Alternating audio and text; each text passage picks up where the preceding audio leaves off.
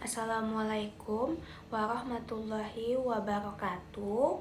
Perkenalkan, nama saya Annisa Nurindah Pratama dengan NIM 251601104 dari kelas H Hukum Internasional.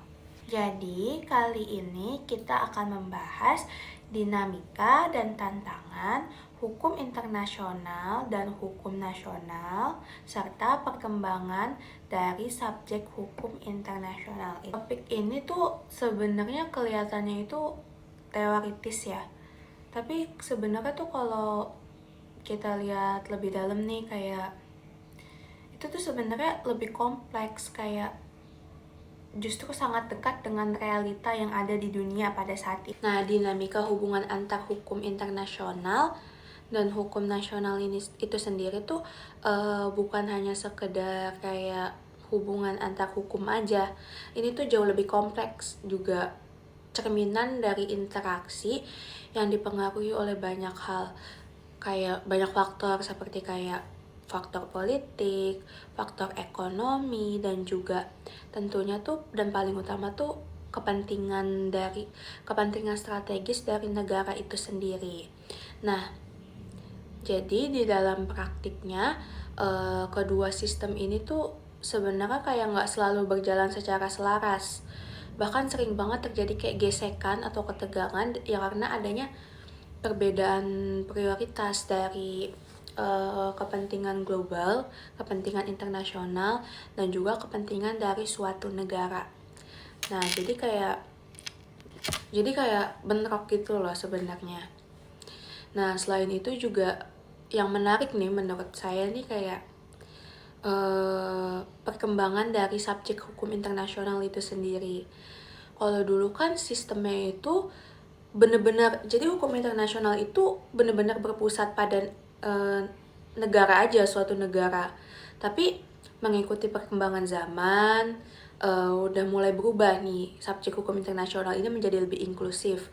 Karena pada saat ini, individu dan juga organisasi internasional itu juga udah mulai diakui, masuk sebagai subjek hukum internasional. Jadi dari awal saja nih sebenarnya kita betul bisa lihat bahwa hukum internasional itu bukan sesuatu yang yang saklek gitu loh, tapi terus berkembang mengikuti perkembangan zaman. Kita di sesi latar belakang ini, kalau kita lihat kondisi dunia sekarang ya kayak karena adanya globalisasi tuh hubungan antar negara itu jadi semakin intens satu sama lain. Dan ya kayak karena interaksinya ini tuh terjadi di banyak bidang. Yang pertama itu kayak dari sektor ekonomi nih, dari perdagangan internasional, perdagangan antar negara. Kayak kan negara-negara itu tuh kayak seandainya kayak kita beli beras dari luar atau kayak kerjasama di sektor kayak BBM gitu, bahan bakar kendaraan, dan juga kayak ada isu hak asasi manusia, itu tuh jadi interaksi dari antar negara. Terus isu pendidikan, terus yang sering banget dibahas itu kesehatan, perdamaian, sampai lingkungan hidup masyarakat dunia tuh dibahas gitu loh karena semenjak globalisasi ini. Nah, hal ini tuh membuat hubungannya itu menjadi semakin kompleks antar negara atau satu sama antar negara. Jadi muncul kebutuhan akan hukum internasional sebagai aturan yang bisa menciptakan keteraturan dan juga kepastian hukum antar masyarakat dunia. Tapi di sisi lain, setiap negara itu tetap punya kedaulatan sih buat ngatur hukum atau aturan regulasi dalam negerinya sendiri. Nah, ini tuh disebut sebagai hukum nasional. Di sini juga sebenarnya tuh muncul dilema yang mendasar. Karena jadi negara itu di satu sisi ini kayak harus menuhin harus matuhin hukum internasional nih, perjanjian antar negara.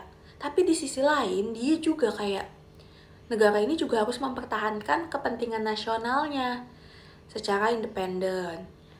Jadi kalau kita lihat secara realistisnya di titik ini tuh sering terjadi konflik yang seperti yang sebelumnya aku mention karena suatu negara itu nggak selalu siap mengorbankan kepentingan negaranya sendiri demi aturan global, demi perjanjian yang ada di dunia. Nah, kalau pengertiannya ini secara konsep, hukum internasional itu adalah sistem norma yang mengatur hubungan antar subjek hukum internasional. Yang karena ada perubahan tadi, subjeknya itu bukan hanya negara, tapi sekarang ada individu dan juga organisasi internasional dalam perkembangan modern ini. Nah, subjek hukumnya pun beragam, seperti traktat atau perjanjian internasional antar negara, terus juga sumber hukumnya itu berasal dari kayak kebiasaan internasional dan juga prinsip hukum umum. Sementara itu, kalau kita bicara soal hukum nasional adalah keseluruhan aturan yang berlaku di dalam satu negara itu. Jadi kayak Indonesia gitu loh, kita punya aturannya sendiri yang mengatur kehidupan masyarakat di dalamnya, termasuk hubungan antara individu dengan negara. Kayak kita masyarakat Indonesia dengan pemerintah Republik Indonesia, contohnya gitu. Jadi yang menarik adalah hukum nasional ini tuh kayak biasanya dipengaruhi sama nilai, budaya, dan juga kayak kepentingan masyarakat setempat. Pokoknya dipengaruhi oleh masyarakat lokal di negara tersebut. Nah, karena negara adalah aktor utama dalam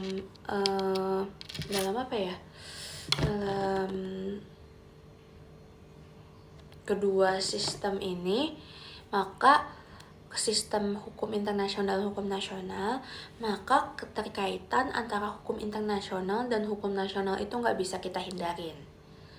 Dan dari sini muncul interaksi yang kadang harmonis, juga kadang nih karena ada gesekan menimbulkan benturan. Kita masuk ke sumber konflik.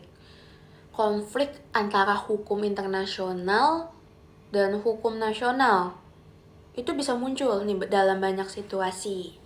Misalnya nih ketika suatu negara sudah meratifikasi suatu perjanjian internasional, tapi belum menyesuaikannya ke dalam hukum nasional. Atau ketika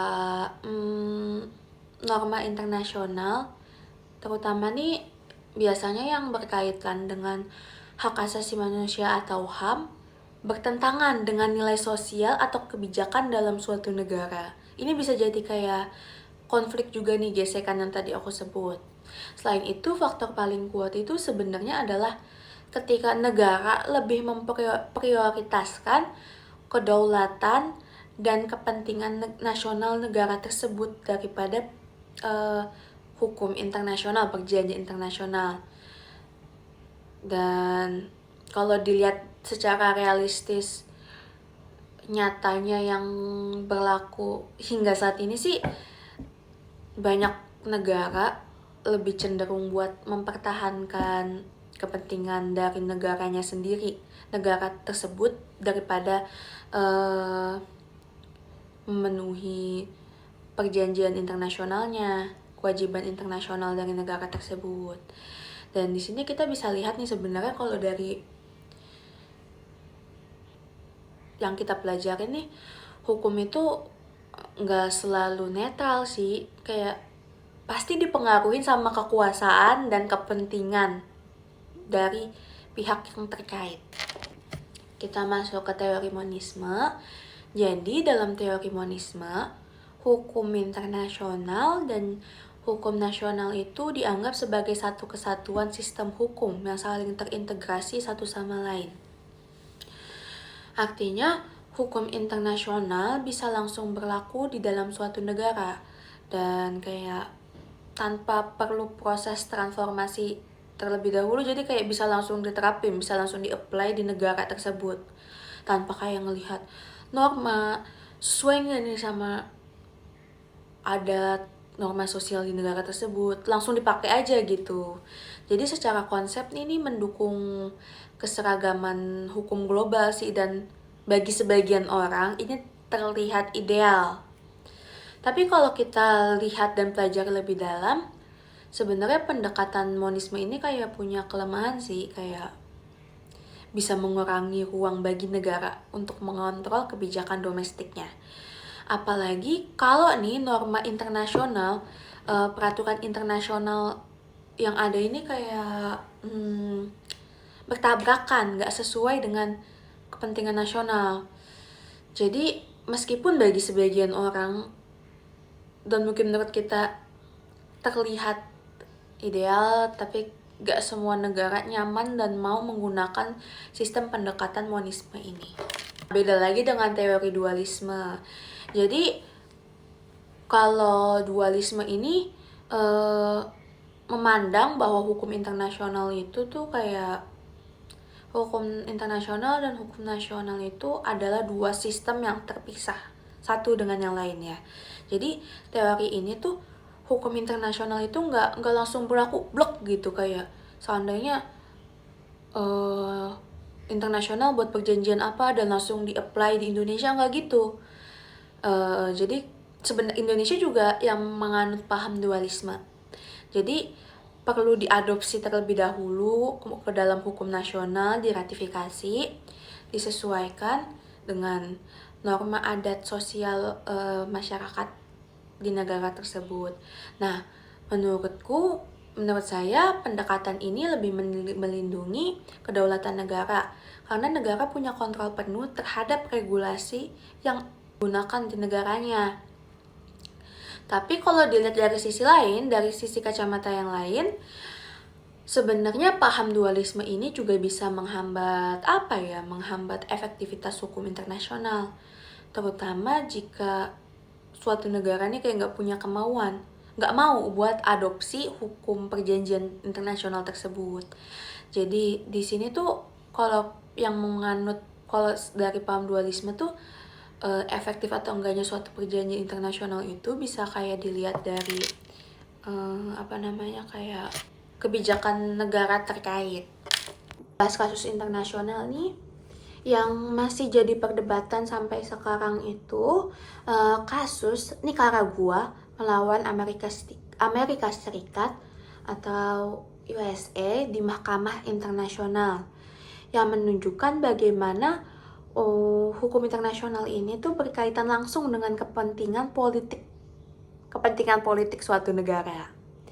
Dalam kasus ini sebenarnya kalau kita pelajari lebih dalam tuh dan kita lihat realitanya tuh, Amerika Serikat itu nggak sepenuhnya patuh sama putusan Mahkamah Internasional.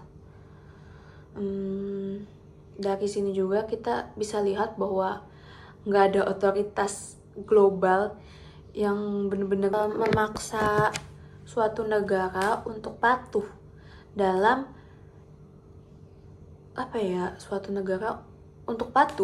dalam suatu regulasi internasional.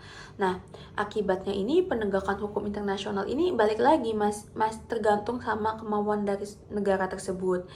Dan ini menunjukkan bahwa kayak dalam praktiknya tuh kekuatan politik seringkali lebih dominan dibandingkan dengan norma hukum internasional. Kalau kita lihat contoh kasusnya nih di Indonesia tuh terkait kebijakan hukuman mati bagi para terpidana. Kayak kalau dilihat dari dari sisi internasional, secara internasional tuh sebenarnya kebijakan hukuman mati di Indonesia ini dapat banyak kritik karena menyangkut HAM, menyentil soal isu hak asasi manusia. Namun karena kita juga negara yang menganut paham dualisme, Indonesia tetap ngejalanin kebijakan tersebut dengan alasan kedaulatan hukum dan juga stabilitas nasional. Di sini sih menariknya kayak ya keputusan tetap ada di tangan negara. Negara itu Indonesia itu memprioritaskan kepentingan nasional, kedaulatan nasional, aturan yang berlaku di Indonesia, dan gak terlalu menjalankan atau mendengar kritik internasional. Ke sesi analisis, kalau kita lihat secara keseluruhan, sebenarnya nih hubungan antara hukum nasional dan juga hukum nasional ini sebenarnya mencerminkan adanya ketegangan antara idealisme dan juga realitas. Jadi bertabrakan satu sama lain. Secara ideal tuh sebenarnya tujuan dibuatnya hukum internasional itu untuk menciptakan keadilan global, keadilan negara di dunia. Tapi secara realitas, secara kenyataannya, penerapannya itu sangat bergantung pada kemauan negara. Jadi pada akhirnya efektivitas hukum internasional tidak hanya ditentukan oleh aturan itu sendiri, tetapi juga kepentingan politik dan kedaulatan negara. Dan disinilah letak dinamika utama dari hubungan kedua sistem hukum tersebut. Kesimpulannya dan juga sebagai penutup, bisa kita lihat bahwa hubungan hukum internasional dan hukum nasional itu kayak memang gak pernah sederhana. Ini tuh hubungan yang kompleks, selalu ada tarik-menarik antara aturan hukum global dan juga kepentingan negara masing-masing. Kalau kita lihat secara konsepsi, mungkin negara ini kelihatannya itu saling melengkapi. Jadi hukum internasional itu hadir untuk menciptakan keteraturan global, sementara hukum nasional mengatur kehidupan dalam suatu negara antara global dan juga domestik. Kemudian kalau kita kaitkan nih dengan teori monisme dan teori dualisme yang tadi kita bahas, memang secara teori keduanya memberi gambaran yang jelas. Tapi kalau kita lihat pada kenyataannya, negara itu nggak benar-benar terikat pada teori aja. Kayak dinamis. Negara itu fleksibel dan juga pragmatis, menyesuaikan situasi dan kepentingannya sendiri. Jadi kayak nggak kaku, nggak saklek gitu loh, terus berubah. Selain itu juga perkembangan subjek hukum internasional ini juga menunjukkan perubahan yang cukup besar sih. Kayak sekarang hukum internasional itu nggak lagi berfokus pada negara, tapi juga mulai memperhatikan individu, mengakui lah adanya peran individu dalam inian global, dan juga kayak organisasi internasional itu tadi. Ini menunjukkan bahwa hukum internasional itu terus berkembang menuju sistem yang berinklusif dan berorientasi pada keadilan global. Namun nih, di sisi lain itu efektivitas hukum internasional itu tetap bergantung pada kemauan negara. Tidak ada kekuatan yang benar-benar bisa memaksa negara untuk patuh sepenuhnya terhadap aturan internasional. Jadi pada akhirnya kita dapat simpulkan hubungan antara hukum internasional dan hukum nasional selalu berada di antara dua hal, yaitu idealisme hukum dan juga realitas politik yang ada pada saat ini. Terima kasih.